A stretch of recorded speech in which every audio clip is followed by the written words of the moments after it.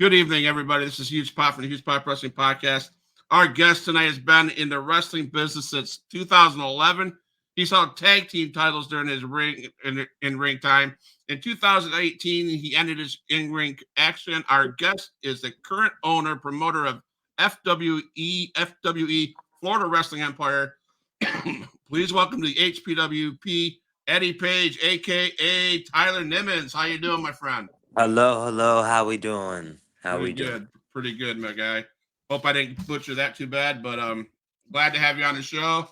Glad to That's be that's connected good. with another Florida independent wrestling organization. We're going to talk everything your career, your career as a fan, your career as a promoter, what's coming up for FWE, what the Florida indie scene looks like, and whatever else you want to talk about. That's what we're going to do for the next hour. So if we're ready, I'm ready. Let's go. All right, man. So, of course, we all grew up. If we're in the business, we probably grew up wrestling fans. So, I guess my Let's- first question is, what was it like as you as a kid growing up as a wrestling fan, and through to the point that you said, "I'm doing this for a career"? For me, wrestling's like actually, it's like kind of a special thing for me because thank the Lord she's still here with us. But I started watching wrestling with my grandmother, Mm, and I remember the very first wrestling match that I can remember was Chris Benoit versus Eddie Guerrero, WCW. Like I'm thinking like '95. okay.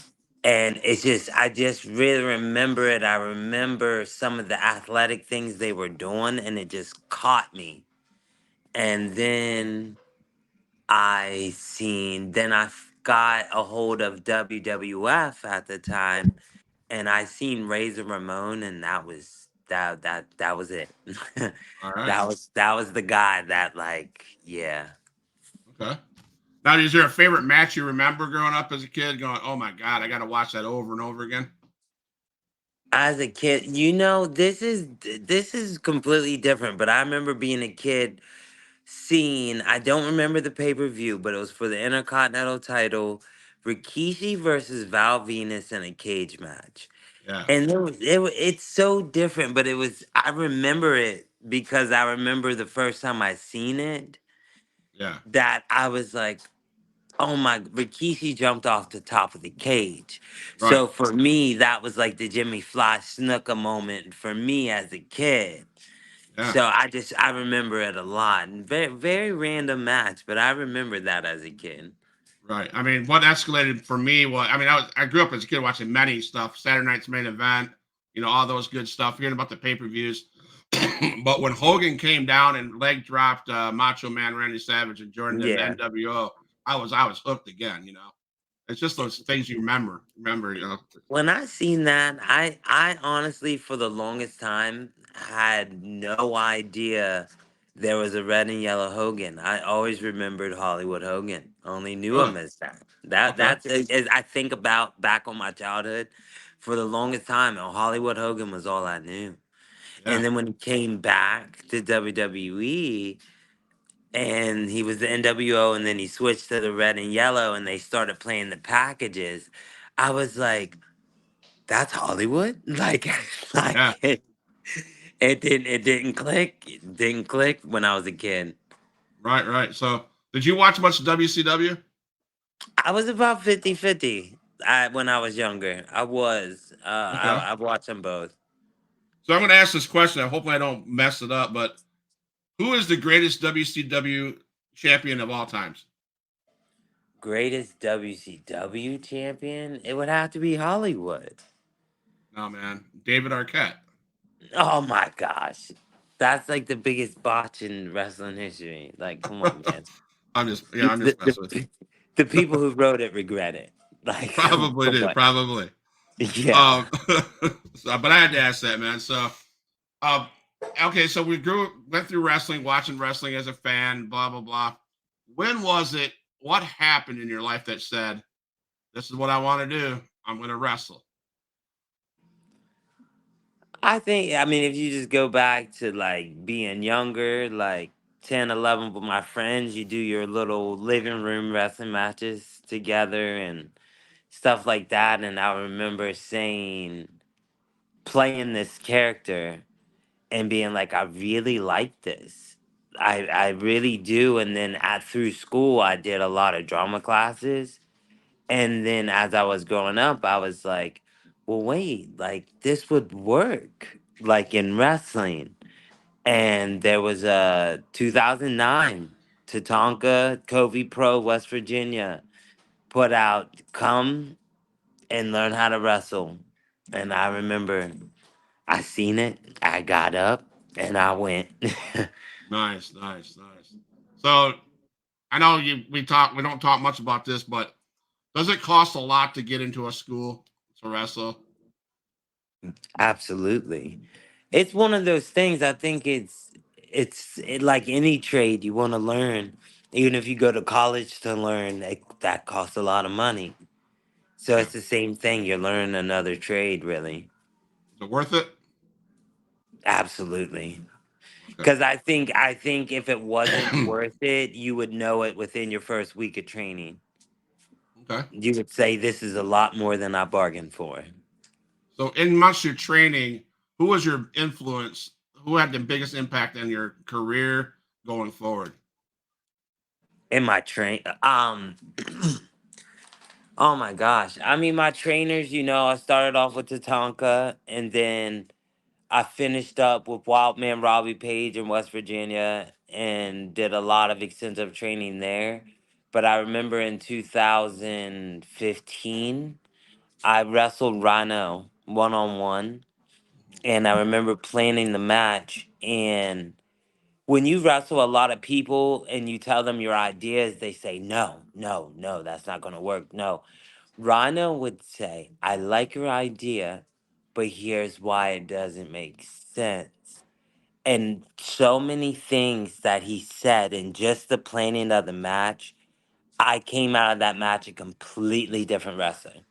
Completely. I don't even like my matches before that Wow. because he just made me understand wrestling so much and is in the way he approached putting something together.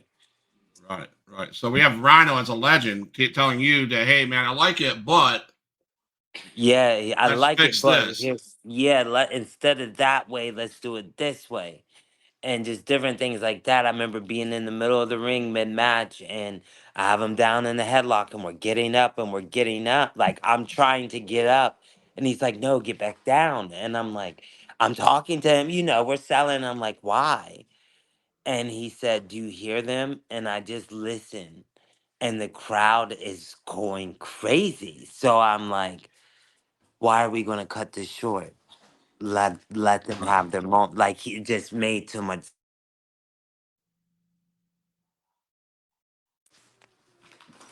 Yeah. I really appreciate it right now, like to this day. Yeah, I bet. So that leads me to this question is you're a promoter, you got backstage, you got talent, you probably bring legends in, whatever, whatever. Yeah. How important is it to pay attention and listen to those guys and what they Mhm. say?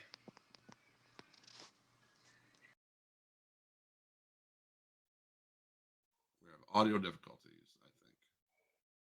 I think. Yeah. There Are you we are. back? There we are. That was wild. That was wild. So I don't know if you heard my question. So as a promoter and as a in the past a in ring talent, there you see many probably legends come in and out of promotions to Oh. help to hype the show, and then they talk to you guys in the back, or they talk to your guys that you from FWE. How important is it to that for those youngsters to shut their mouths and pay attention to what those guys say? There's so many seminars and things that you pay for a lot of times to go to.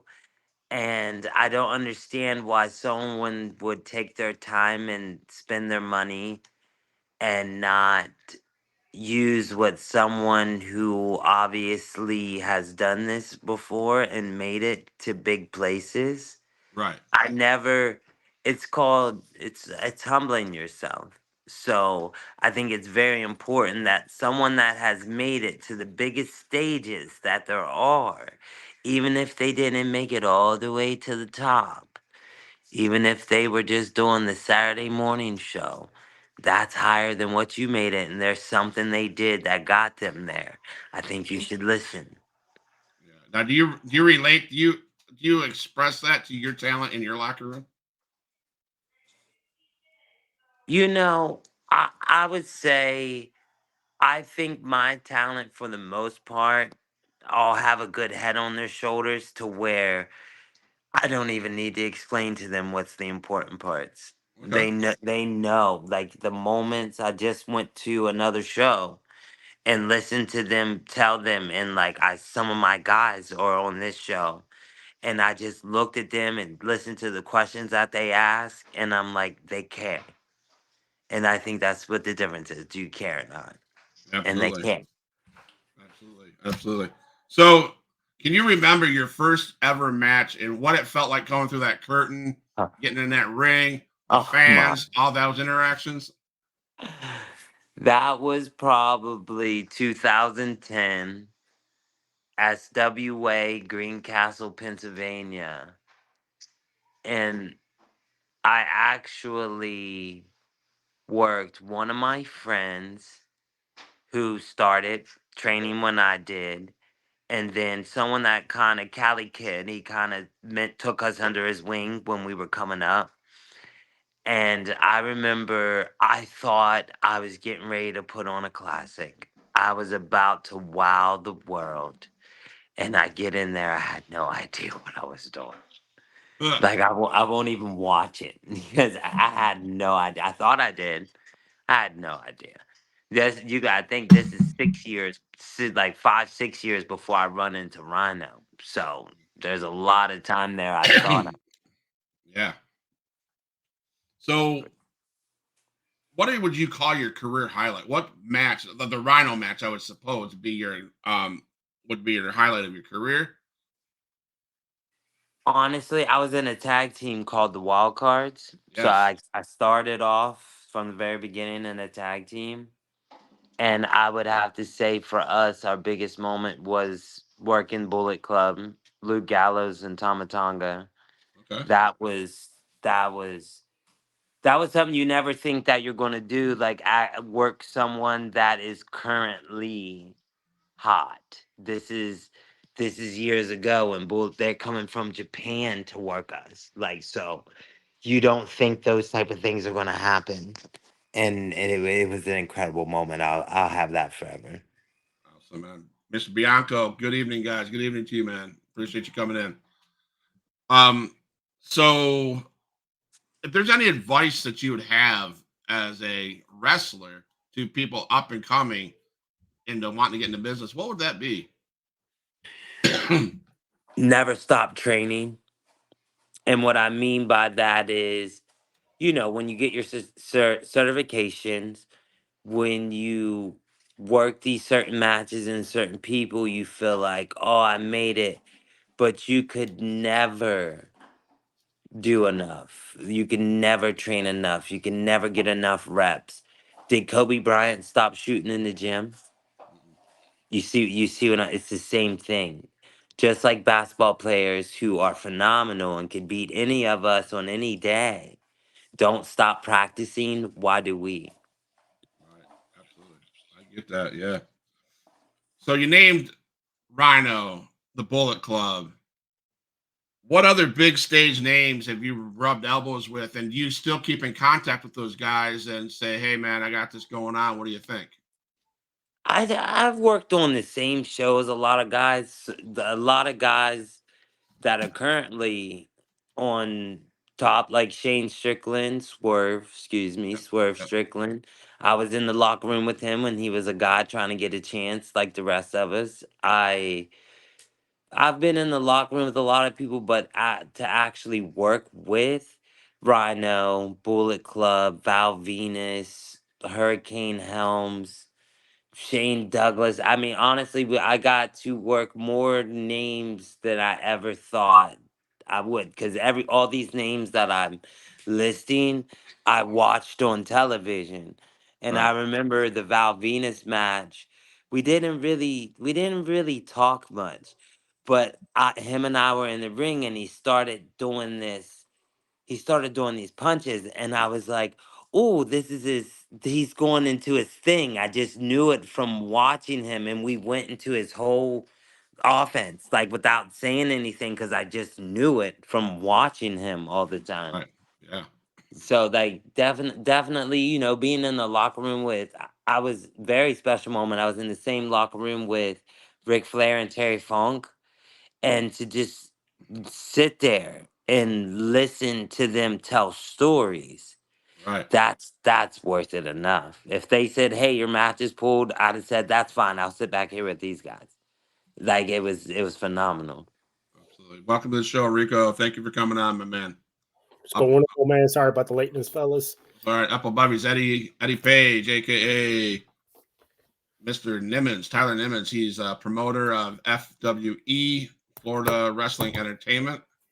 Empire. I'm sorry, Empire. My bad. Empire. I You're knew. good. Gotta correct them on that. Don't let them slip on that stuff. There's people out here with that. I don't want that to be us. Empire, Florida Wrestling Empire. Sorry. Yes. But yeah, we're just talking about what his career was like, who he hung out with, or who he got a chance to go against in when he was doing his wrestling. So yeah.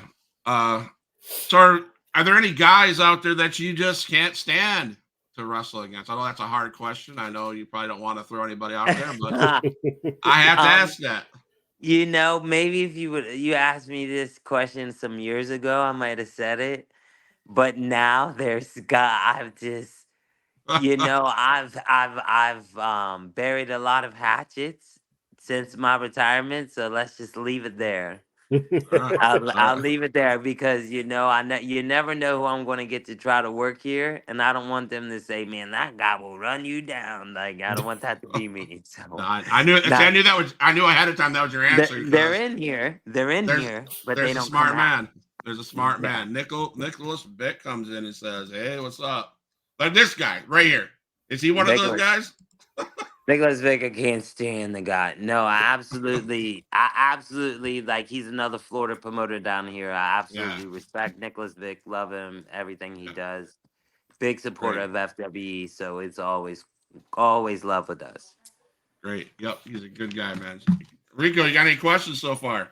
Oh man, so well, I guess I don't know what was asked, but do you currently watch any of the other promotions right now?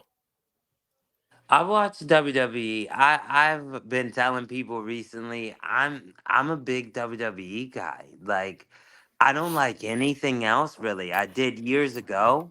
I was in the TNA when Christopher Daniels, AJ, Samoa, like when they were all there.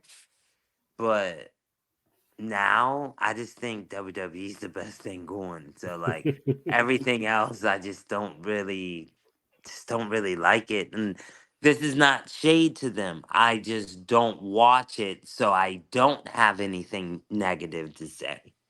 I just allow them to do what they're doing, and I will sit here and say WWE rules all. That is all.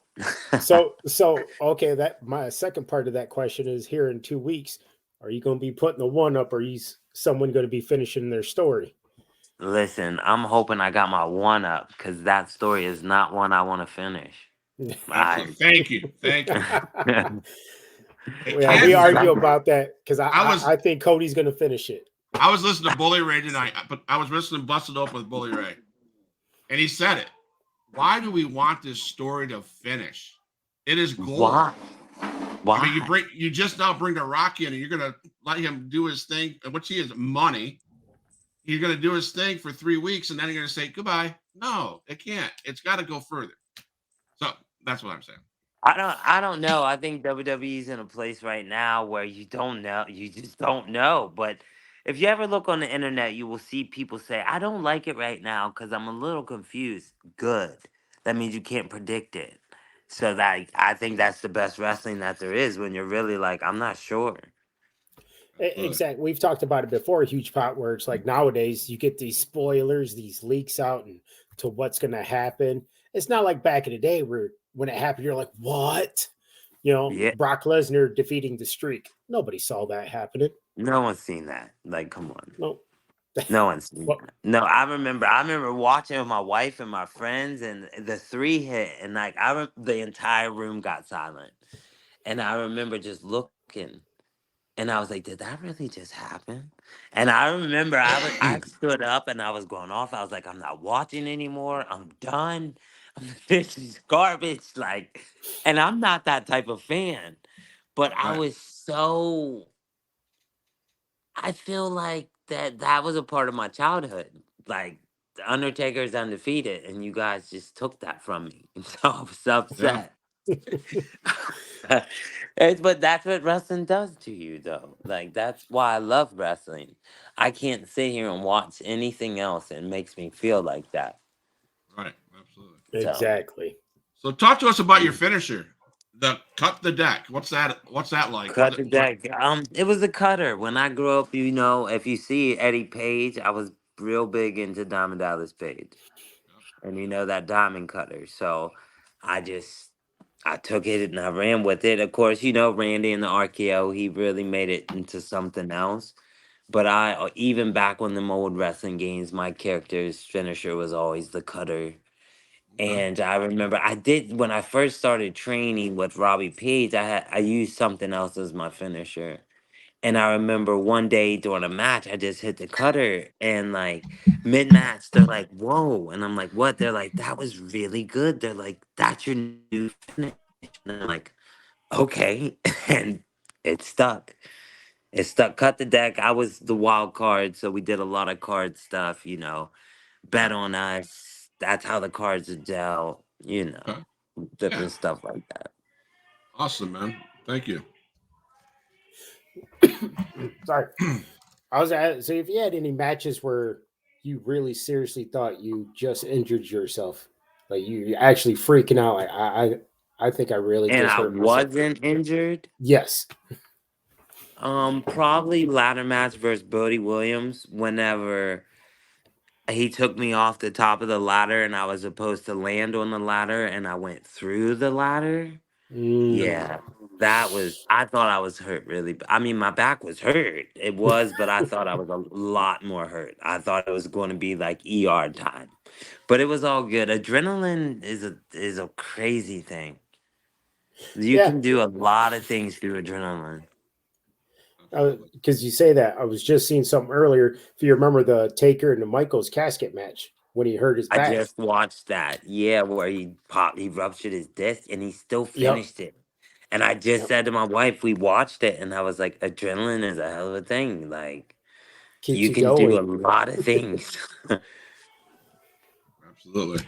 So I started. I wasn't. I was. I'm always a WCW, AEW, WWE. I'm a wrestling fan throughout.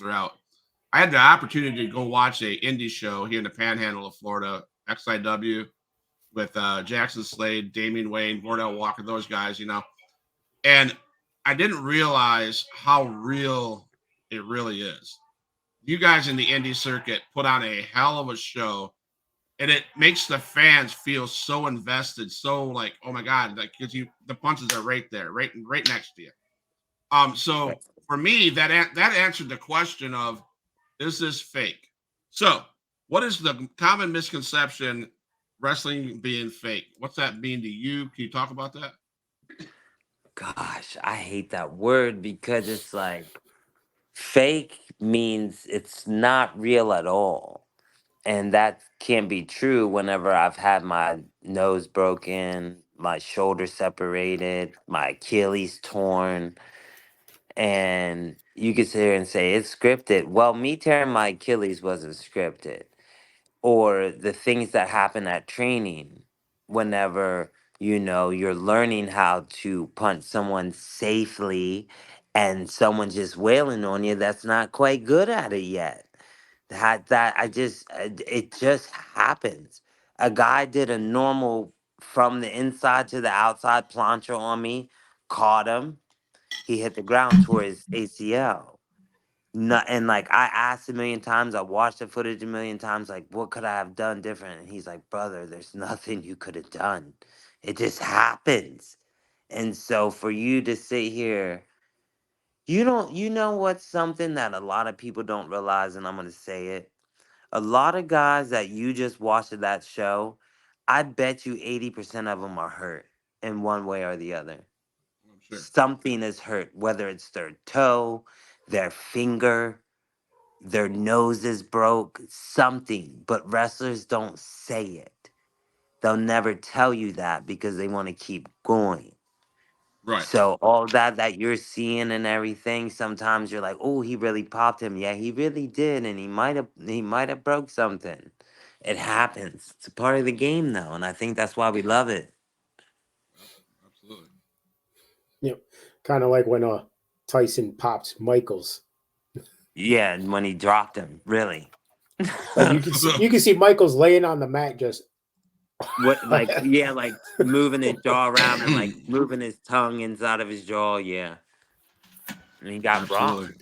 rocked. They thought they taught him. yeah, and that's the thing to everybody. Those people who want to say it's fake, let's look at the surgeries. Let's look at these bumps these guys take. That crap hurts. Yeah. Here's my I, thing on it, though. Monday Night Raw. It comes on at 8 o'clock, right? On right. Monday nights on the USA Network. At 7 o'clock, the show 911 comes on. This is Eastern time. The show 911 comes on. It's a television show. Do you see anything on that television show and say, I don't believe they had a shootout at all. Those weren't real bullets. No, you watch it for what it is. Yes. So I don't Absolutely. understand why wrestling can't be the same way. Like, why is Right. it? At what point did they get on there and say, "This is all real. Please place your bet on who you really think's going to win"? Like, they've never done that. Right. So, like, for when people say, "Oh, it's fake, I can't watch it," then I need you to stop watching TV. Because even a Right. reality TV show is not as real as it looks. Right. Absolutely. So it's like, I had a guest on the podcast months ago that said wrestling match is like a duet figure skating. You have your partner. There's ice. It hurts if you hit it. They throw them up. There's moves. They have to come down. You better catch them. If you don't catch them, they're hurt. And no one says That's that's fake. That's real. So we're just like figure skaters.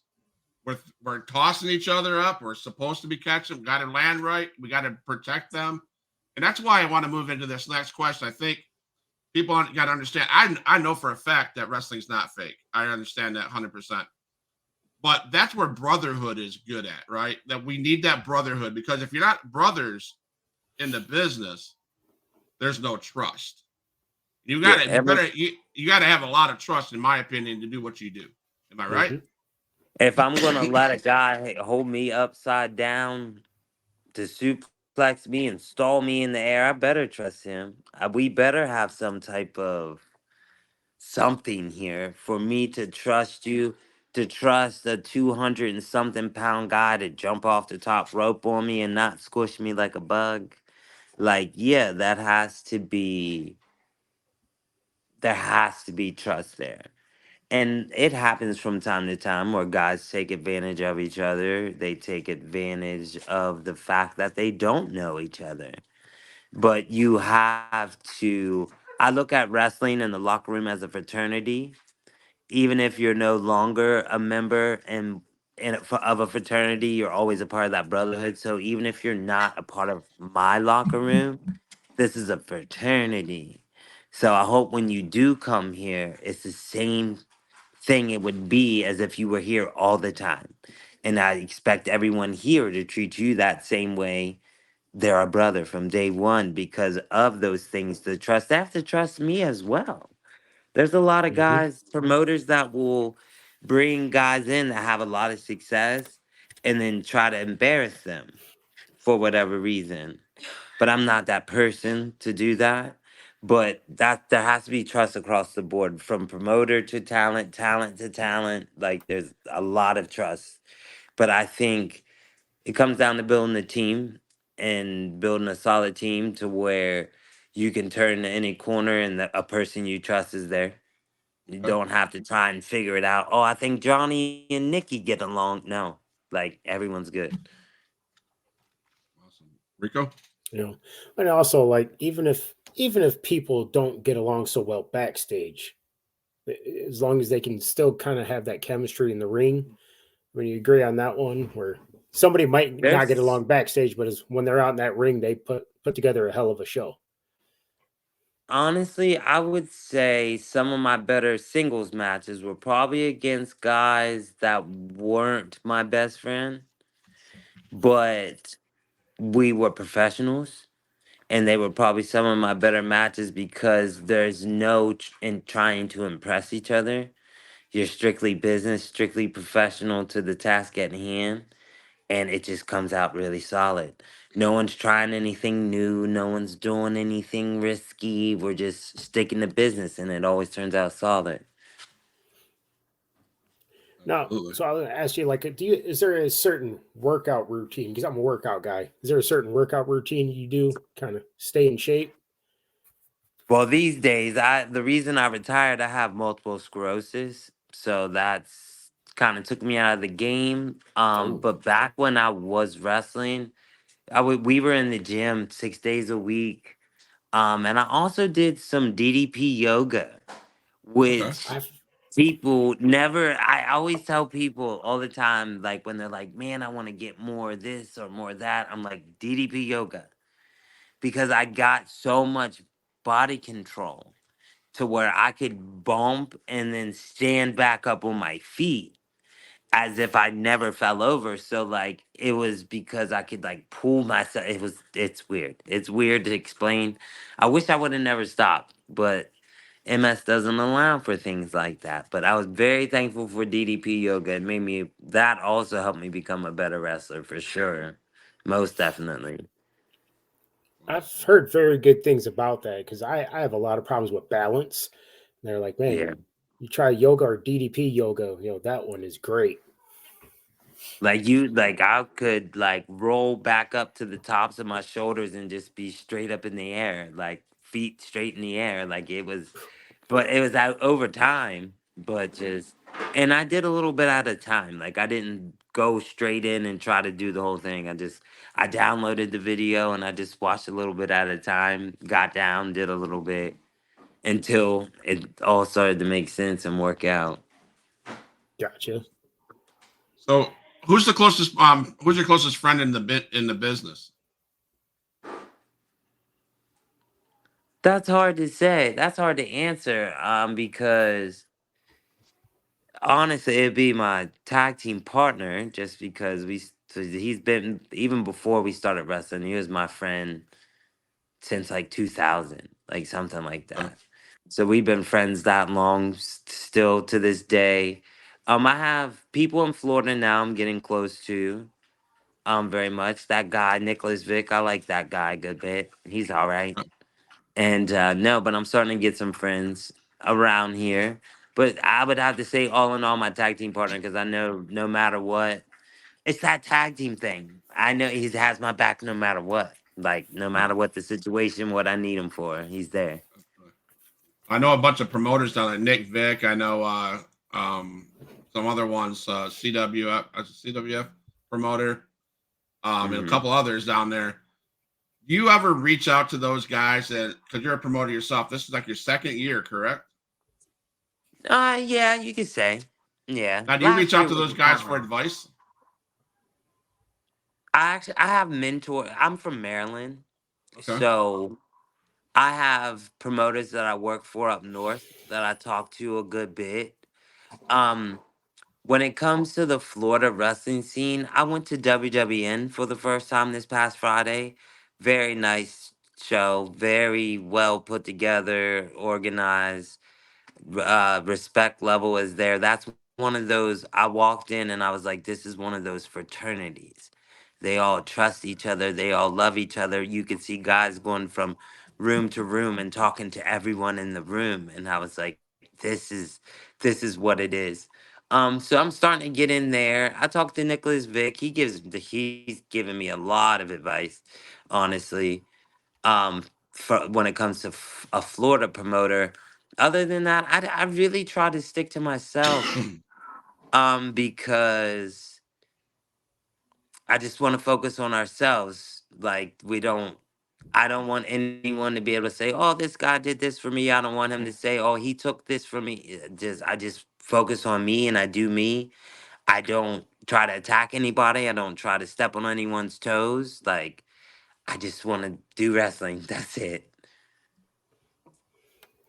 Just want to do it your way. That's it. I just don't want to have any issues or any problems. I don't want to just want to wrestle. You know, whenever you have something like wrestling, when you have a passion for it, like I do, and I'm told you can't wrestle anymore, and then I find this avenue that is the closest thing I can get to, like promoting. I'm not going to do anything that's going to jeopardize it or cause issues for it. I just want to put on good shows and everything. We have a show coming up next Friday. Oh man, it's gonna be good. We're gonna get to that. We're gonna get to that.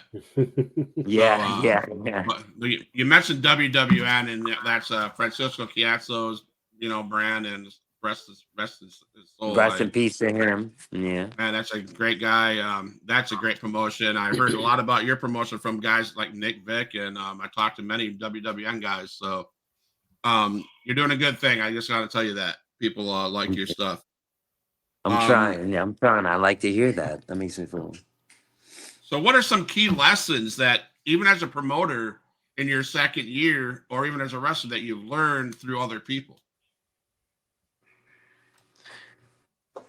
You know, I think honestly, the last thing I said from the last topic when I said I just really stick to myself Okay. because who I was growing up, I always was in everything. I'm like, oh, you got problem with us? Oh, come on, like, that was me. Like, I always was in something, making Facebook posts, tweets, like, that was me. But like, my mentor Jake Davis, he's a West Virginia Elite Pro, excellent promotion. I made a status last year and it was about me how I'm going to take over and all this stuff and he's like if I was a fan and I seen that, he's like, I don't know if I would want to come see you because you think highly of yourself and you haven't done anything yet. And I'm like, wow. And I'm like, you know what, let me stop talking and just start showing. What do I got to talk for? What do I have to try to stomp people out for? If they get stomped out in the midst of what I'm doing, I'm sorry, but that wasn't my intention. But I don't have to say it. That's what I've learned overall. I don't have to say anything. I don't have to, you got to learn how to respect people. I think a lot of talent, a lot of time don't feel respected by promoters. And I say that from a place of not only hearing it, but being a talent before. And I think some promoters don't respect talent the way they should. So I always try to be that breath of fresh air for talent. A lot of times I hear like I've never had a promoter do this or say this, and like it breaks my heart because I'm like, it's nothing. It's not like I'm giving them $1 million check. Of course, no one's done that before. But I'm saying, man, that match was excellent. That was really good. They're like, wow, like I've never been told so straight like that. Sometimes you need it straight. I know a lot of times wrestling's such a hard nosed business. You gotta be tough and you gotta grind. And I think a lot of time guys try tough love, but sometimes everybody needs a hug. And what I mean is by just saying, you did a great job tonight. Sometimes everyone needs that. So I think You're right. that's me. I don't sugarcoat, like I'm not, because at the same time at the same show I'm like, that was not good. You know what I mean? So I don't lie, but I think people need flowers from time to time Yeah. because we people have their own things they have in their head. And sometimes when someone says something else out loud, it debunks everything you think. Yeah. For That's sure. kind of like knowing your audience when they say that is how Mhm. people are going to react when you say something. Everybody reacts a little bit differently, so you got to come at them in a different way. I'm a people reader. So I know who I can walk up to and say that was good, because there's some people you can't, because now they're the most arrogant person in the room. But I also I give them a little dap, good job. But then there's some people that you can tell gave everything that they had and put on one of the top performances, and I look them in the face and I say, "Man, that was damn good." And they're just like, wow, no one's ever. Yeah, because I just remember being in their position at times, thinking like, should I really be doing this? Like, am I really doing anything? And then having a Jake Davis come up and say, wow, you just knocked it down. And now I'm in my head beating on my chest. Sometimes you just need that. Hmm. Absolutely, absolutely. So, So, maybe this was asked earlier before I hopped on, but I always like to ask, who was your greatest impact and your like most influential? Oh, I said earlier. I told him a little earlier, Rhino, because it was later in my career, really. It was in my last 3 years, but that was the best of me though. After Rhino, just how we went over the match, and he explained to me why ideas weren't good. Not even not good. It wasn't even that they weren't good. It was, if we do this instead, that would make more sense. And he would explain it in a psychology way, instead of, I don't want to do that. It's like, well, when it comes to wrestling or the psychology of it, you wouldn't do that. You would do this. And then I watch the match back and I'll be like, man, I remember he told me not to do that. And I love it. Like, he's such an impact. He doesn't even. I never got to see him again after that, and I always wish I did, because I wish I could have said, man, you really, like, in one match, like, completely watch my matches before Rana, watch my matches after. I'm a different guy, completely different guy. that's awesome. Gotcha. So before we go any further into wrestling, I do care for foster kids. They have some quick questions for you, man. Sure, So it's just basic, like favorite food. spaghetti, like that's above everything.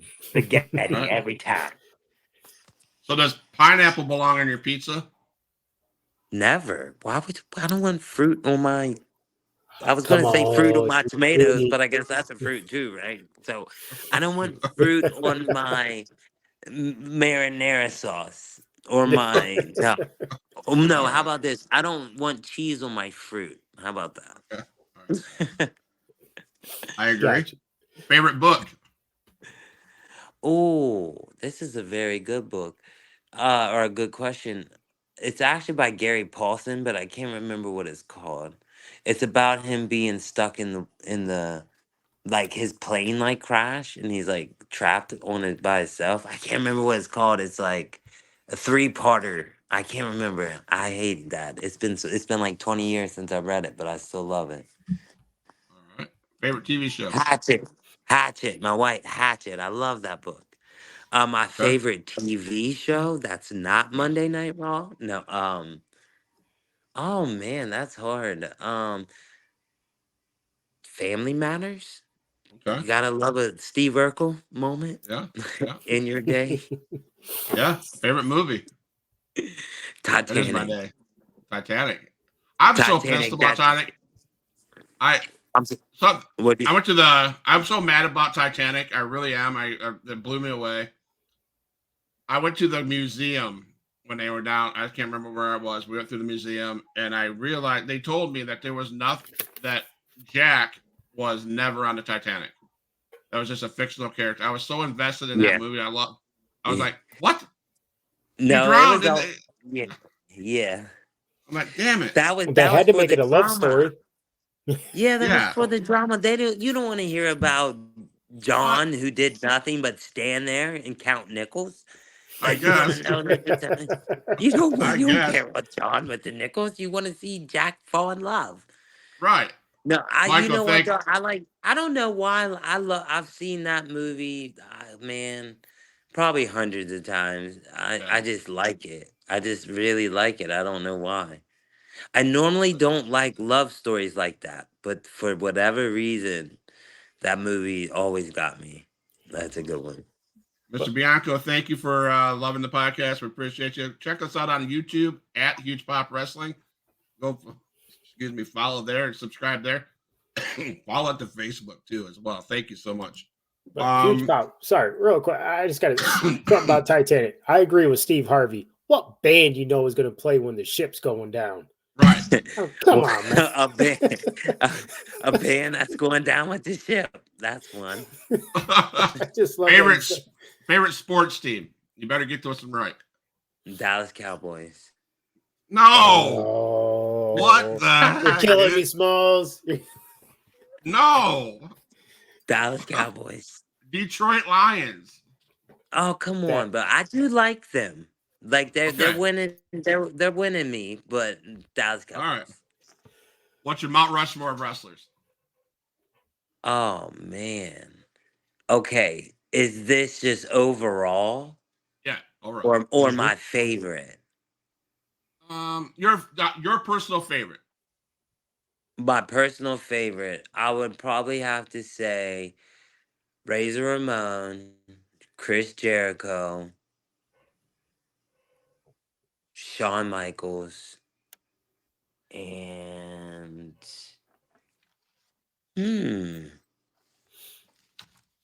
that's my favorite. That's hard. I don't know because Undertaker. Yes. You have to have I hate saying Undertaker because it sounds so like, of course, but it's like I don't know How that do you guy. not choose them? Yeah, like I always tried not to, and then I'm just like, screw it. But that's the first time I said it out loud. I'm a big Undertaker fan. I am. Always have been. Well, Pittsburgh Steelers is better than the Cowboys. I'd take that any day, dude. Oh, well, they just picked up Russell Wilson, so yeah, right. So there you go. I was asleep. I didn't care. So talk to us about Adrenaline Championship Wrestling with James Ellsworth. You did some work with them too. ACW up in Maryland, definitely. That was a good time. You know, it's actually funny. The end of my tenure at ACW, we were their tag team champions, and then during that time, I believe it was 2016, Ellsworth went by Jimmy Dream. He was getting ready to retire. Like, he was just like, you know what? I just don't think I'm going to make it. Whatever. He's like, I have this spot on Raw soon. And he was like, I think that's just going to be it. And it was the Braun Strowman. And to see someone who was about to hang it all up, and the next thing you know, guy's running out in the Royal Rumble. He's walking down the WrestleMania aisle. It gives me such a feeling of just never give up. Like, you never give up because you never know when your moment's going to come. I know when he walked in that day, he probably thought, I'm going to make this good tonight because it might be my last time. And it got him a job. Never give up. And like, I have so much respect for him when it comes to that, because I know how much he wanted it, and to see him get an opportunity and turn it into a whole job, yeah, mad respect for him. But he was good. He seen us wild cards pretty early. He seen us very early in our career.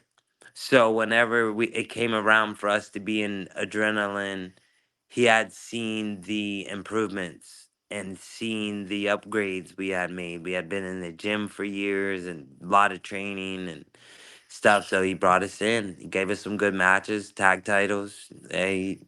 Ellsworth was good to us. He was, I have to say. Awesome, man. Thank you, Bianco. We'll check you out definitely on TikTok. So I'm trying to look that up too. You guys did your research. I love it.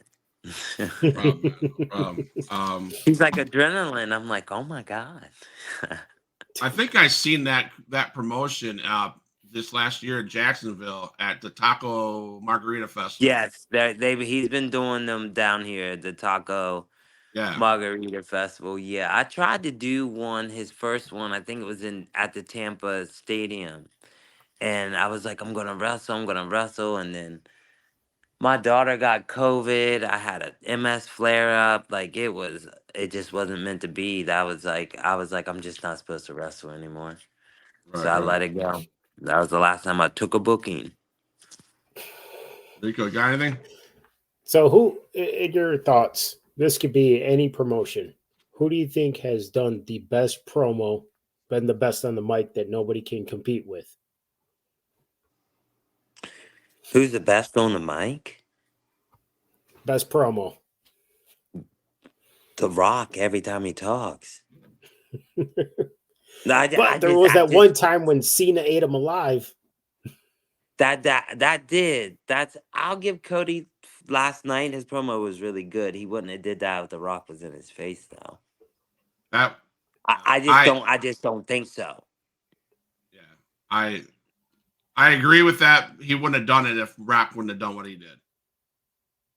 Again, they talked to that. They talked about that. If the Rock is standing across from him and he can't make those gestures to the camera, I don't think it's the same. I just don't think No. it's the same. But it was a very good promo. I'm not trying to take away from it. Very good. Absolutely. Very good. But The Rock, there's no one on his level.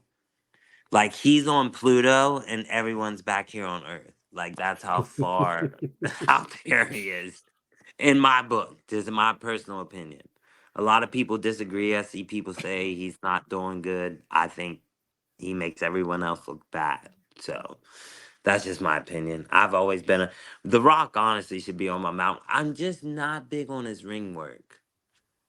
It's not that it's bad. I just think there's a lot more better. That's my personal opinion, though. Well, if you look at it, like he just came back and the promos have gotten better. And he's making everyone raise their game. You wanna go back and forth with The Rock. You can't just phone it in. You gotta bring it. Because if not, he's gonna eat you. So like, eat or get ate. That's it when you're working with The Rock. That's it. Yeah. The only thing I didn't like about Cody Rhodes' promo last night was he still uses those big words. I can't even remember the big word they used last night. I was like, no, why? Why are we talking? Scumulous. Yeah, scumbulous. Why? Why you just tell him how you feel? Because, And but he then needs he to get tried to more. explain it He for needs to get those more that don't passionate. understand. He needs to get more passionate, in my opinion. He needs to get. I don't know.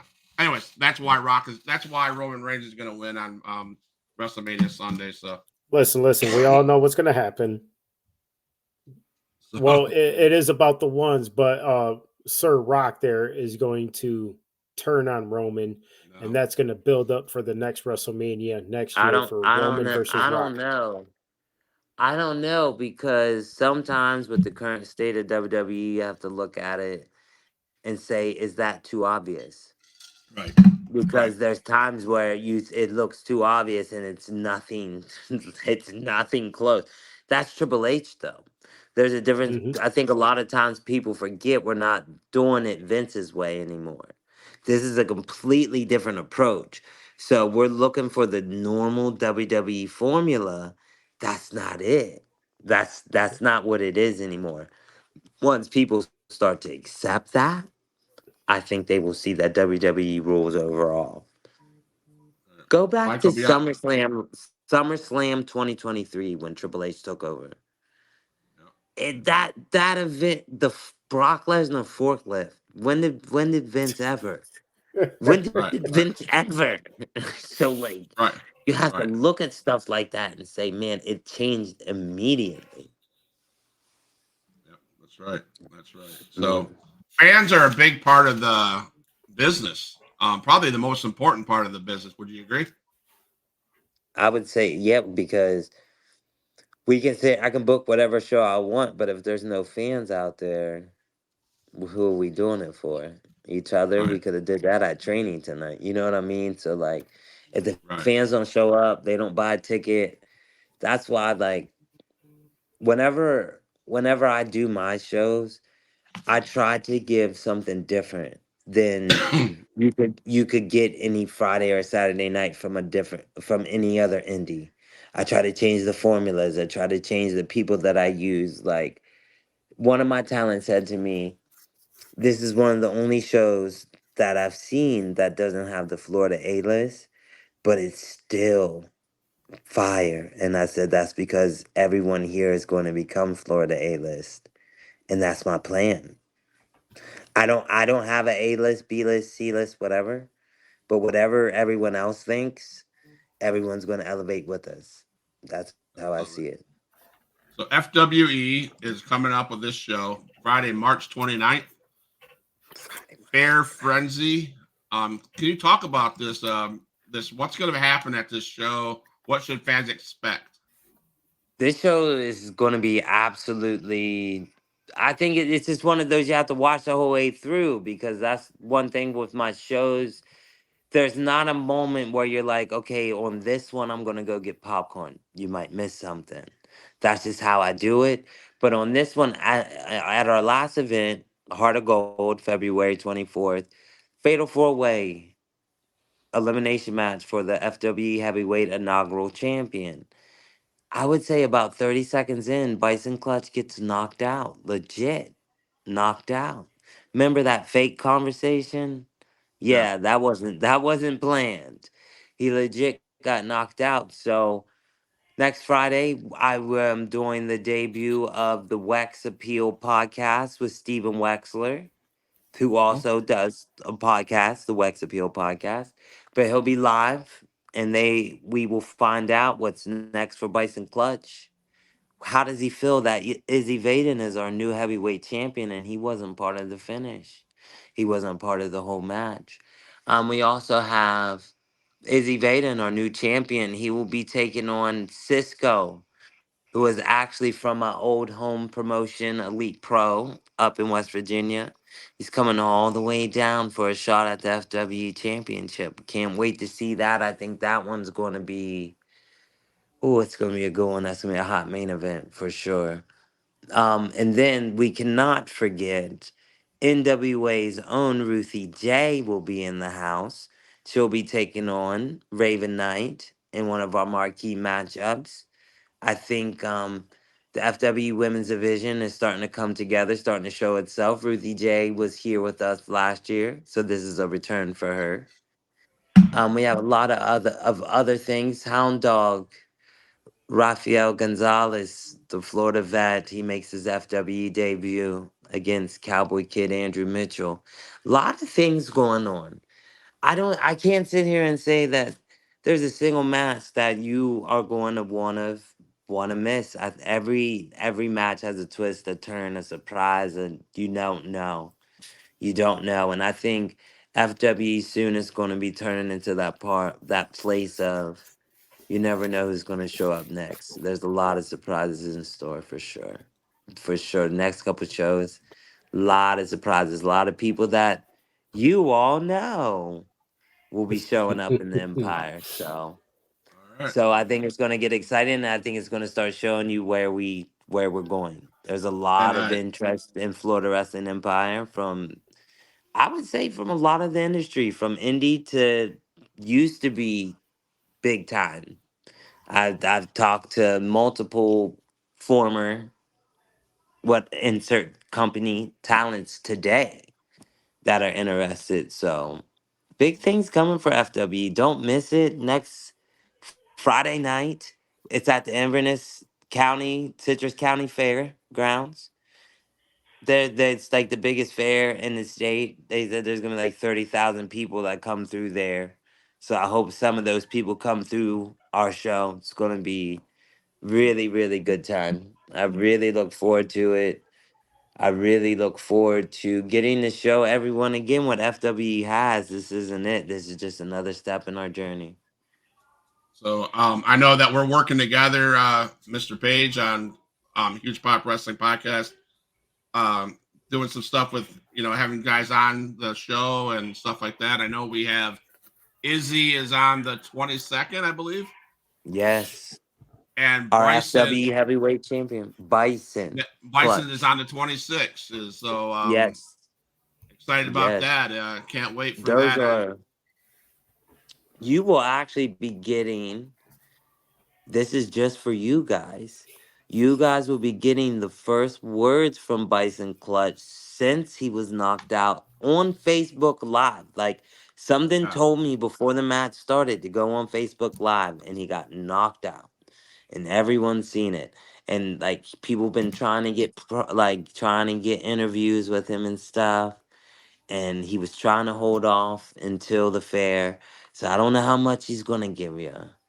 But he give you a lot of career stuff. But when it comes to what's going on FWE, I don't know what he's got because you can't really get nothing out of him right now. Right. Well, I hope that our relationship grows further other than just those two. I hope we can get some more guys like the guys you mentioned. I hope we can get them on the podcast too. So Oh Definitely. yeah, so I know for sure.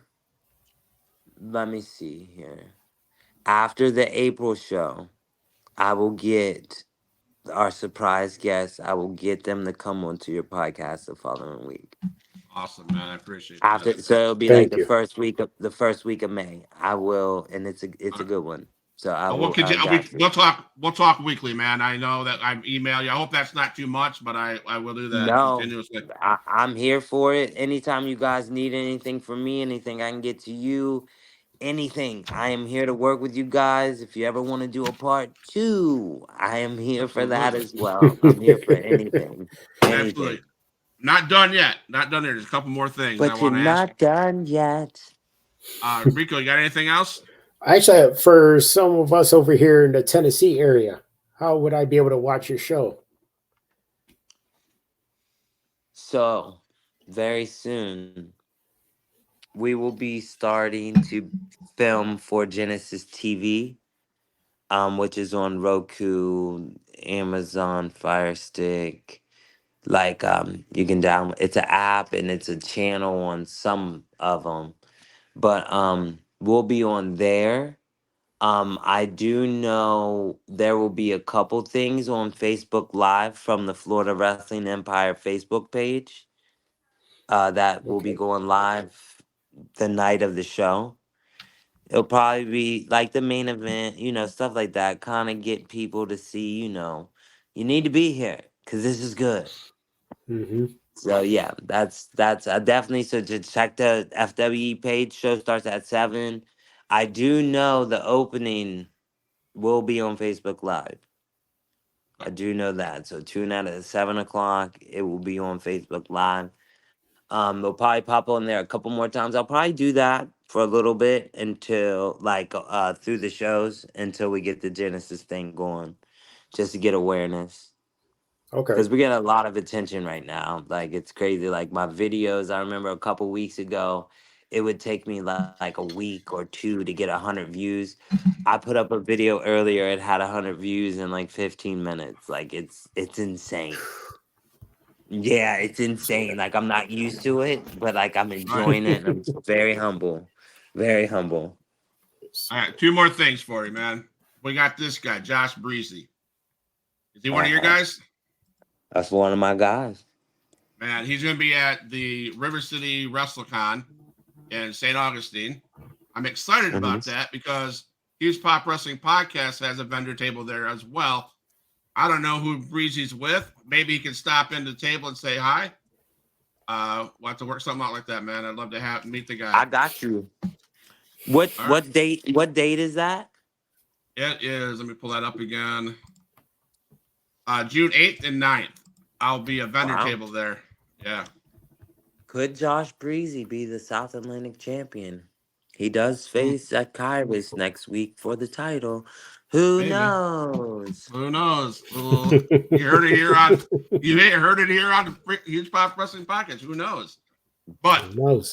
the last thing I want to ask you a question is: last year, March 18th, yesterday was the 18th of March. March 18th, 2023 was a year since the first FWE show, and you were asked why no anniversary show. You remember being asked that question? Oh yeah. And I think your response was, I just feel like that first year was a trial. to get our feet wet, figure it out. But this year is already starting off as great, and can't wait to see what's up next for us. Lord knows I love professional wrestling with my whole heart. I was crushed when I had to hang the boots up, but putting all that passion I had into this Florida wrestling empire will live forever. So, with that said, with that comment I just read that was straight from you, what can you tell the fans what to expect of FWE going forward?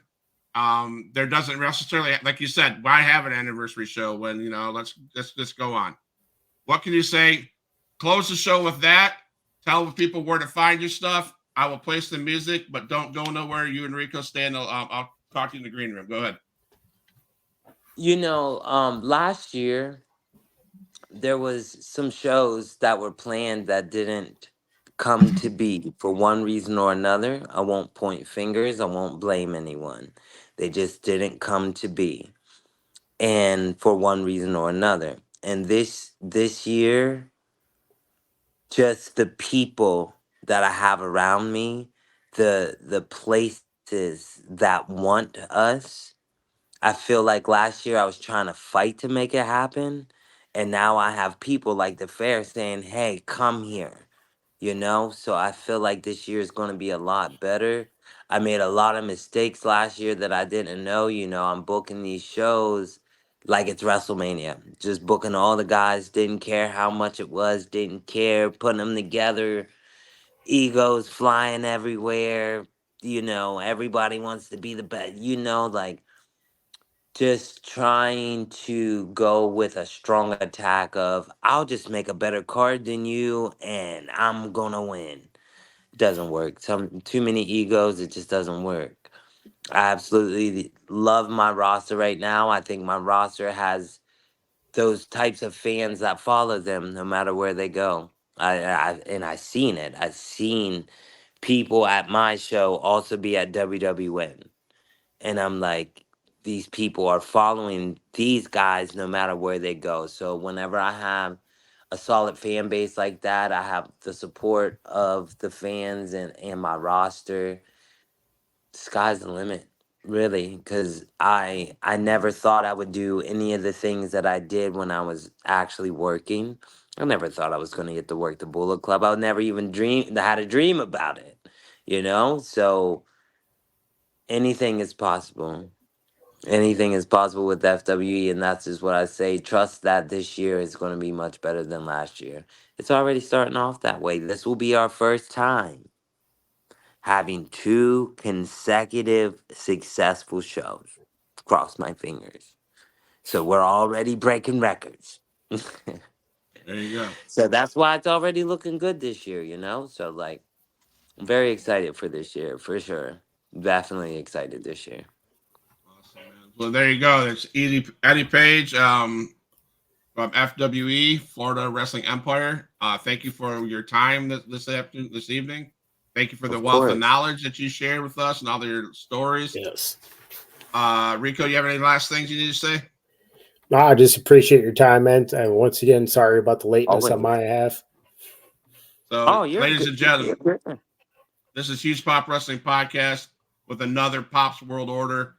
And I, again, appreciate Cody Wilson in the back playing our stuff, watching it, uploading our stuff to YouTube, man. It's been a crazy 2 years for Huge Pop Wrestling Podcast. And again, 2024 is going to go through the roof. I know it.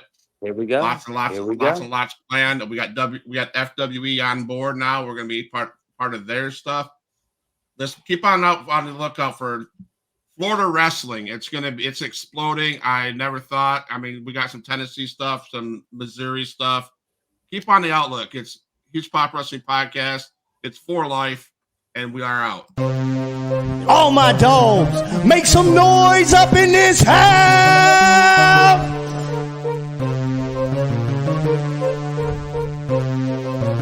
Who is in the house? Who is in the house? It's the gangster of destruction, so you know what's going down. And when the drive-by's coming, then you better hit the grind. Cause when your body hits the canvas, then your ass is knocked out. Who is in the house? Who is in the house? It's the gangster of destruction, so you know what's going down. And when the drive-by's coming, then you better hit the ground. Cause when your body hits the canvas, then your ass is knocked out. Fight with Adrian Whisper is like a fight with the devil, because when he's dealing with you, you cannot get on this level.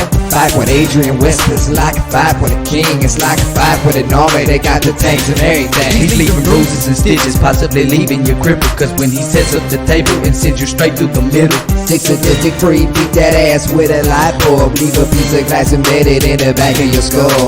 Who is in the house? Who is in the house? It's the gangster of destruction, so you know what's going down. And when the drive-by's coming, then you better hit the ground, cause when your body hits the canvas, then your ass is knocked out. Who is in the house? Who is in the house? It's the gangster of destruction, so you know what's going down. And when the drive-by's coming, then you better hit the ground, cause when your body hits the canvas, then your ass is knocked out.